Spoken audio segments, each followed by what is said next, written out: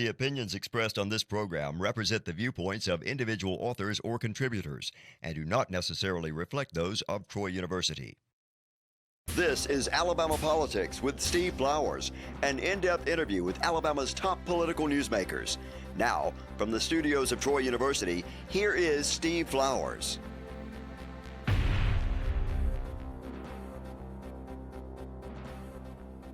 I'm Steve Flowers, and welcome to Alabama Politics. Folks, tonight we have as our guest a young congressional candidate named David Mathews, a son of the Wiregrass. He's running for the Congressional District 2, the new district, which has been finally drawn by the legislature to be conducive to what the people have wanted for years and years, to get back where they were, to the old 2nd District, the district Bill Dickinson served in, and Terry Everett served in, and Barry Moore served in. Somebody between Barry Moore, David? I don't think so. Well, right now it's Shamari Figures. That's right, and then they changed it back to the courts drew a Democratic district, and then they've drawn it back to Republican district. Yes, so you win this primary, you'll be favored to win the general election. Absolutely. And it's a winner-take-all primary, y'all. There's how many candidates in that race? There's 6. Not 6 candidates in that race. 6 Republican candidates. 6 yes, Republican. sir. I know you and Rhett Marcus and Hampton Harris in there. They're all the only 3 I know in that race. But it's really basically the old 2nd District, y'all. It's going to be August 11th, right around the corner. Y'all get ready to go vote. I know it's hot outside, but you got to vote. David, tell us all about yourself. You born and raised in Ozark? Were you born in Ozark? Well, technically I was born in Dothan. Dothan, everybody born in Dothan. Yeah, a lot of people born at Flowers Hospital, but born in Dothan, raised in Ozark. I'm a product of the Wiregrass. Love our area. And it's home. It's home, absolutely. Your family's been there a long time in Dale County. Yes, sir. We go back to the 1800s. I knew your granddaddy, Buddy Mathews. Yeah, great guy. Did you know him? Absolutely. I mean, how long did he live after you born? He passed in 02. So you knew him. How old were you when he died? Oh, I'd have to do the math, maybe 12, 13.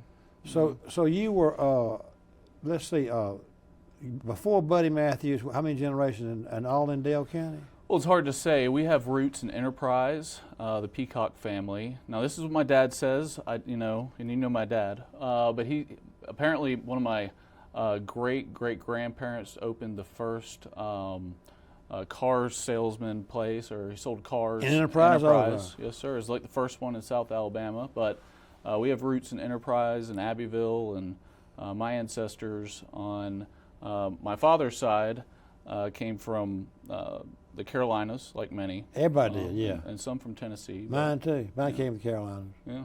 Settled in Pike County. Okay. Yeah. You know, I'm from Pike County. Mm-hmm. You know, so I had Dale County in my district. You know that when I ran when I was in the legislature. Yeah. Me and Steve Klaus are best friends. He's my neighbor. Did you know Steve and I are best friends? I think you're friends with everybody. Our mamas were best friends. Yeah, I've talked to a lot of people, and I'll say this: Dixie Thomas, she's the reason I was a little late coming here in Troy. But she said, you got to tell Steve something. You got to say you better endorse David Mathews, or she's going to get you. All right, good. Yeah. So. What about now? Let me get back to Steve Klaus. You know, his mom and my mom were best friends. Really? Miss Ruth grew up in Troy. Yeah. She's for the Price from Pike County, and Mama and Miss Ruth were best friends.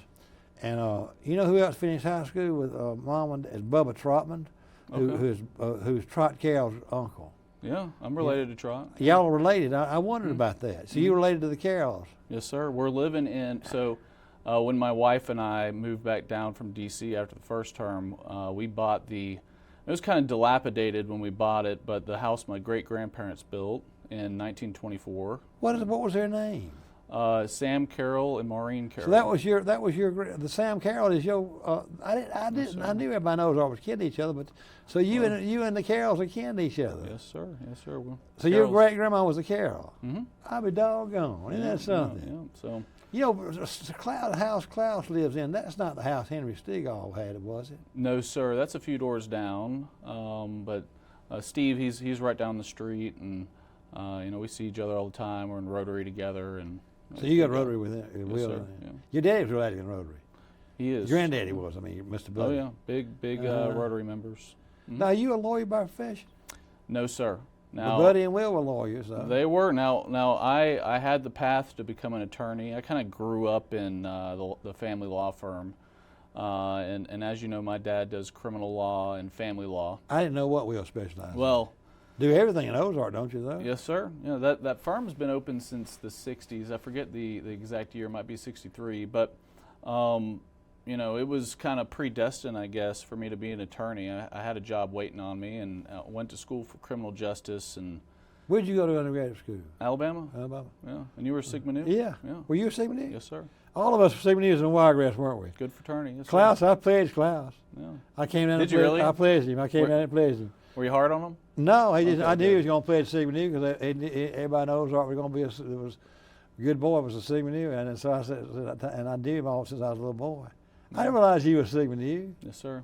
I love it. You were there. What years were you there at Alabama? 2006 is when I came in, and I stayed around after college, so I think I was technically there till 2013. But, You meet your wife there? No, sir. I met my wife in Pennsylvania working for then candidate Trump when he was running in 2016. So you campaigned with Trump in 2016? Yes, sir. I was in charge of Western Pennsylvania. I had the Western 34 counties, and this was a state that no Republican had won since '88 when Bush won it. You mean Pennsylvania had gone Democratic ever since '88? Absolutely, and I forget the exact numbers, but Obama won it both times by hundreds of thousands of votes, and we went there and we swung a lot of counties Republican and won that for the president. And I'll be honest, I've had a lot of jobs in my life. That was literally the easiest job I've ever had. Why do you say that?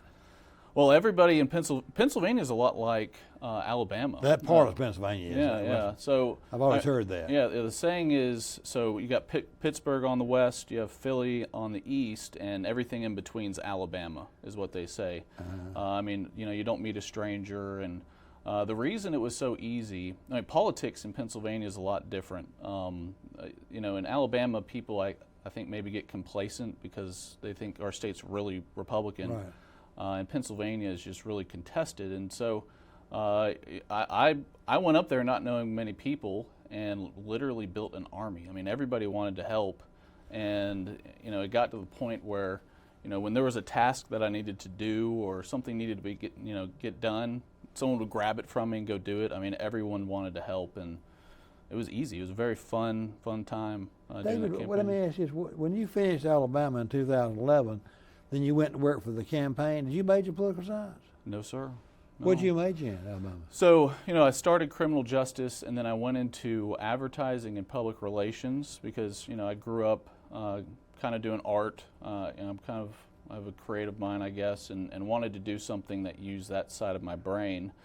And I minored in computer science, and I probably technically minored in English as well. But when I graduated, it was right after the 2008 financial crisis.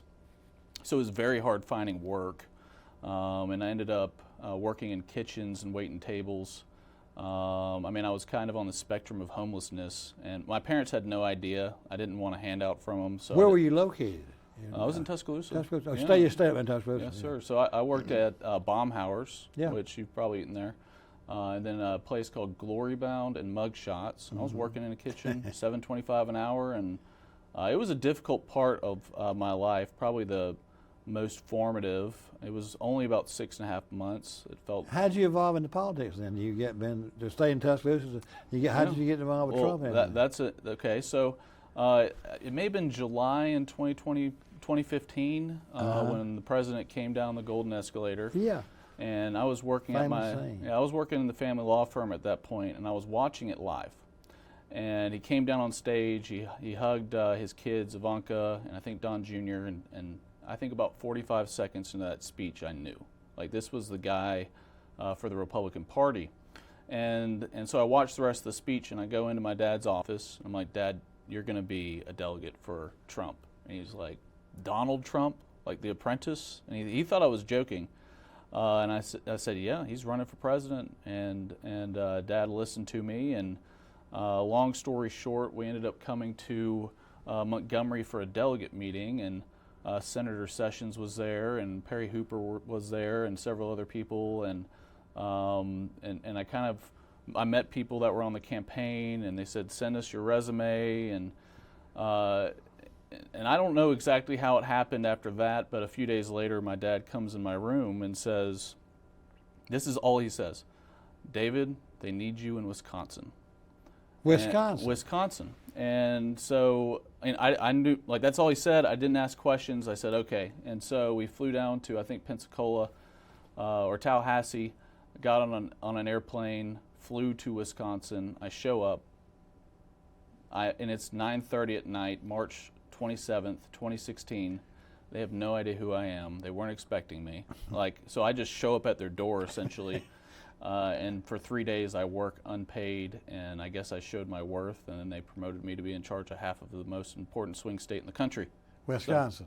No, Pennsylvania.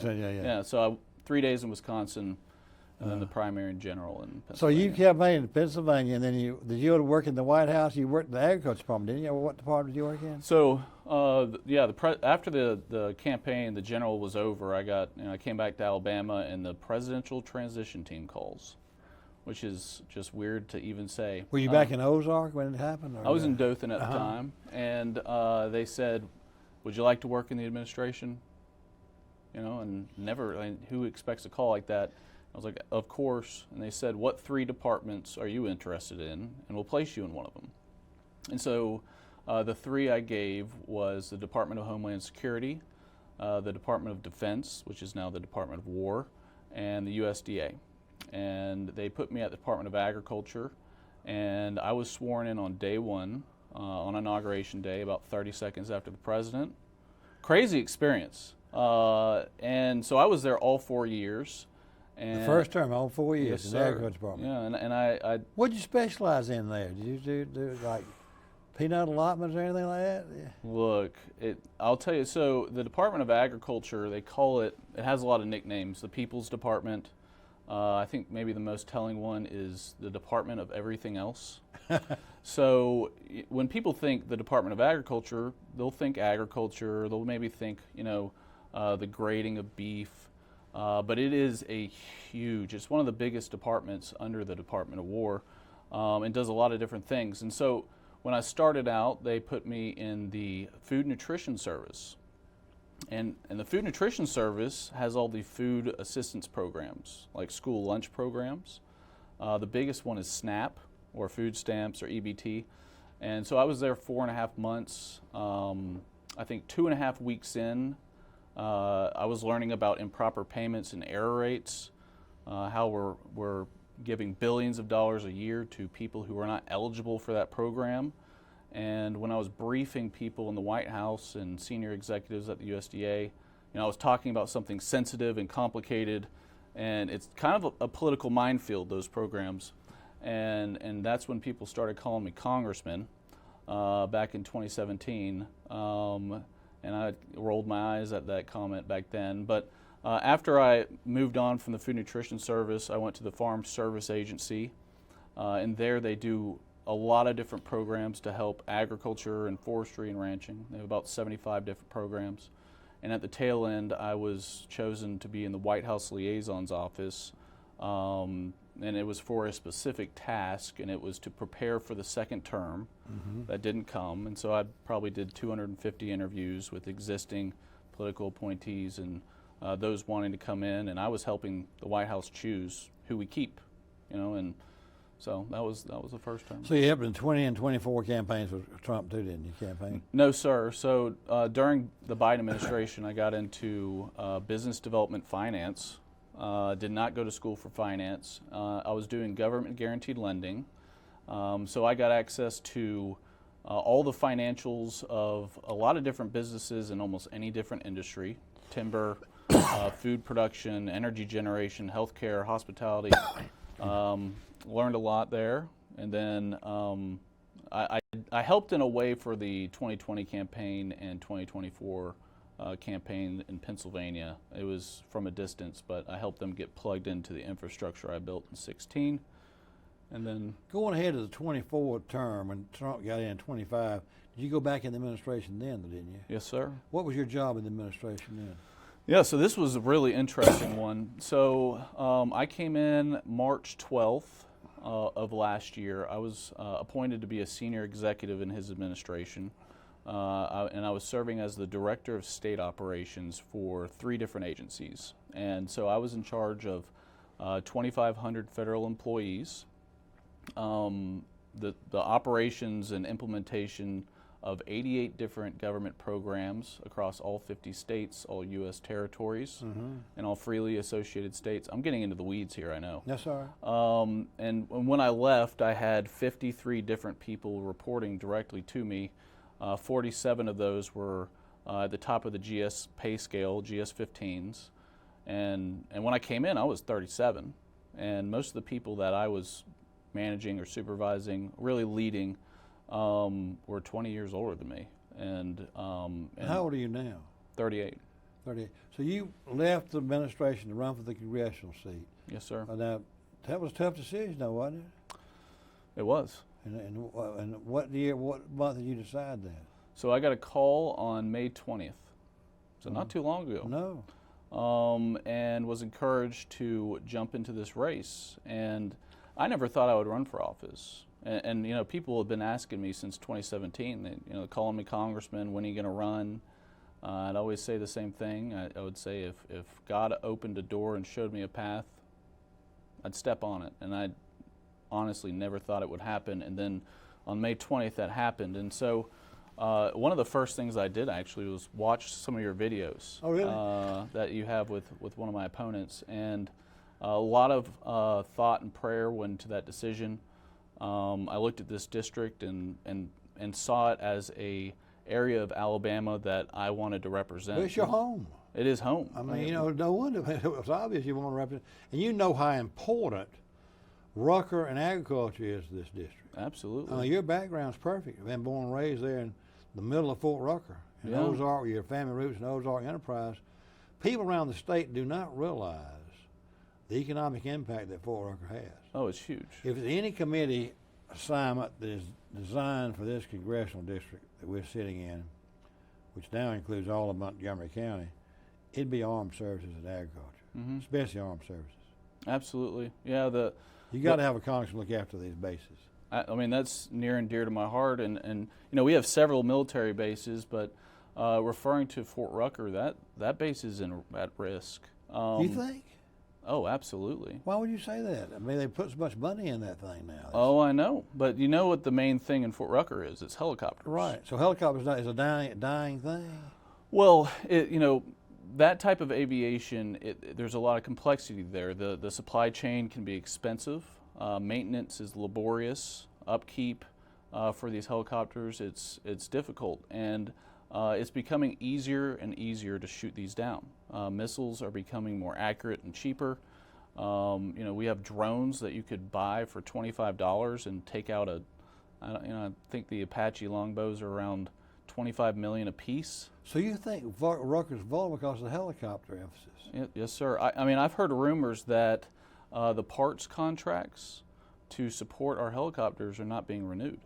And if Fort Rucker goes under, Ozark is lost. Enterprise is lost. The whole Wiregrass is. Dothan is going to hurt really bad. It's also going to hurt Troy. And so one of the things I was working on when I was up there with the president is focusing drone manufacturers down to the Wiregrass, because we have people with expertise in aviation. We have the aviation school. We have the infrastructure for it.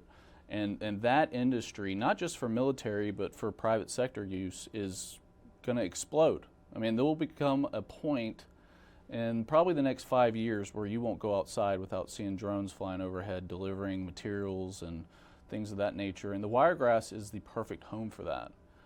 So we do need to take care of all of our military bases, also our veterans, and then agriculture. I mean, well, you've had a good experience being agriculture. Yes, sir. It's always agriculture and military are the main things in the Wiregrass. Yeah, and you mentioned the committees. I do want to be on the Armed Services Committee, the House Ag Committee naturally, and then also the Rural Development Subcommittee. And that is, I think, a subcommittee that doesn't get enough attention. There are specific things that I want to do there that will really change rural areas. I think that is something that we need to be focusing on more as a country, are the smaller towns, because it builds national security. It makes people's lives better, and there's a lot I want to do there. David, have you enjoyed being out? And tell everybody what there's 15 counties. It's geographically probably the biggest district in the state. I think it's 14 and 2 halves. That's what I'm So thinking. yeah, I guess you're right. Yeah. Montgomery is now, the only thing that's different is it is a Republican district, but whoever wins this Republican nomination is going to have a fight, because Figures is not going to walk away without fighting back for that seat. The Democrats, he'll have a lot of Washington money. Oh, But yeah. I think ultimately the Republicans will get this seat. And so I think that but it's going to be close. Well, When you put all of Montgomery County in that district, that's not always been the case. You know that. And historically, that they've given part of Montgomery to the 7th district. But this new realignment puts all of Montgomery in the 2nd district, as you know. absolutely. But our viewers need to know that too. It's not a purple district, but it's not a given district. Like Not the at all. 6th, the No, I 1st, mean, or something like that. Yeah, Russell County, Macon, Bullock, Yeah. Lowndes. Macon's in there? Yes, sir. I didn't know Macon went in that new 2nd district. Yeah, Yeah. So Tuskegee, Union Springs. It's Are you getting around? You learning a lot about the area you didn't know about growing up this area. well, I mean, I think that's just the nature of campaigning, and I thought I had a good idea about this area, but we've been doing a really unique campaign since I jumped in, and keep in mind I jumped in months after other people have been running, sometimes years, and I'd say actually this is an interesting statistic, and I don't know if it means anything, but quite possibly during this interview, we may have the most Facebook followers than any other candidate. I think that we may actually hit that right now. But we've been doing a lot of unique things. One of the I think the most entertaining ones is I've been doing food reviews. Because you had the experience working in the restaurant. Well, kind of. That's part of it. So I've lost about 20 pounds since I started campaigning. It's a good weight loss strategy. Especially in the sun, the heat like this. Yeah. Absolutely. Especially if you're wearing a suit out in this Alabama heat. But my wife Emily calls. She said, "David, you got to eat something like you're wasting away." And it started in Brantley, Alabama. I went to this place called Old Gin Creek. I know. And Hunter Royal owns it. And went in there, and I was like, this place is incredible. And I had a pulled pork sandwich, and my buddy, he had the brisket sandwich, and we walk out of that place, we're just looking at each other like, man. And I'm sitting in the truck, and I'm like, man, more people need to know about this place. And so I created a food review. I was like, you guys need to go check it out, and posted the video. I mean, nothing crazy. I boosted it on Facebook for like $15. And we happened to have to go back in for a meeting, and by the time we get back to the truck, that video had something like 20,000 views, and so the benefit is I'm eating great food, which I need, so I'm eating and eating great food, and I'm also promoting local businesses. What are some of the restaurants you featured on your Oh, look! Tell me about just a few of them. So, and I'll say, You got that chicken place in Luverne, didn't you? oh, the Chicken Shack. We're going there on the 6th. The 5th. So we're going. If anybody's Where watching, you going? You going to Sister's restaurant and on? No, we haven't been to 231? the Sisters in Troy yet. And I used to say the only thing DC has going for it is good places to eat, but because Ozark's limited on where you can go. But oh my gosh! So Abbeville. Yeah, Jimmy Rain's place. down Jimmy there. Rain is doing an amazing job with Abbeville. We ate at Hug and Molly's. Oh yeah. That one was great. There's a place called Ruby's. I know. Have you had Ruby's? Oh, yeah. Oh my gosh! You watch out for that sweet potato casserole. McLean's was always good. Dale, is it still open? McLean's restaurant. We haven't done McClin's yet. I've probably eaten there 3 times since I started What's the campaigning. best restaurant in Dothan now? Have you tried? Have you featured one in Dothan? Not yet. We're gonna do Metro Diner soon. We went to 2 different Mexico places, El Torritos, which are very good. Yeah, and we're going to do something in Montgomery. Do you have a place in Montgomery I should? I just ate lunch at a place called Cork and Cleaver over there on Ann Street. It was real good. Okay. But they have good fine dining restaurants here in Montgomery. Is there one that's like a cult classic? I don't know if you had, Martin's is really good for that. Martin's restaurant out there, and I don't know the names of places, but it's got the best fried chicken. But Montgomery's got a lot of places you ought to try. Yeah. Well, tell us, to sum up, we only got about 2 minutes left. Tell our viewers why you think you're the best person running for Congress from this new second district. Really the old, but new second district. Yeah, well, you know. Born and raised in the Wiregrass, you know the area. Yes, sir. Well, you know, I'm a product of this area. I love this area. And it may come across as arrogant, but I know I'm the best candidate. Not many people have the opportunity to work for a president of the United States and in the executive branch. And you know, the people across the country really, but especially Alabama, have already invested in me with their tax dollars. Their tax dollars paid my salary, and it has given me the best education money can buy. You cannot learn the things that I've learned at any Ivy League college. I know very specific things about the Farm Bill, changes I want to make.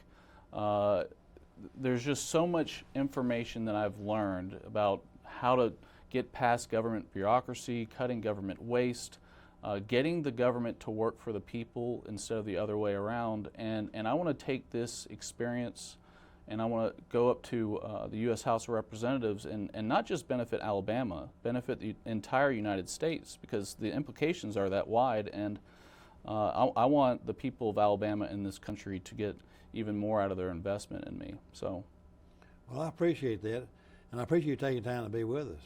Thank you for having me. And I'll say this, at the very beginning of this campaign, I sent you a copy of my book. I loved it. Did you read it yet? I have not yet, but I've got it ready to read. Well, the first 2 chapters I recorded an audiobook, so you can listen to it like on a car ride or something. Good. So, Well, I've got it ready to go. Okay. Folks, our guest tonight has been David Mathews, the candidate for Congressional Seat 2 in the new Congressional District. The election is right around the corner, August 11th. And we thank David Mathews for being with us, and thank you viewers for watching. Hope you tune in again next week for Alabama Politics. Thank you, David. Thank you. Yeah. Good to have you on.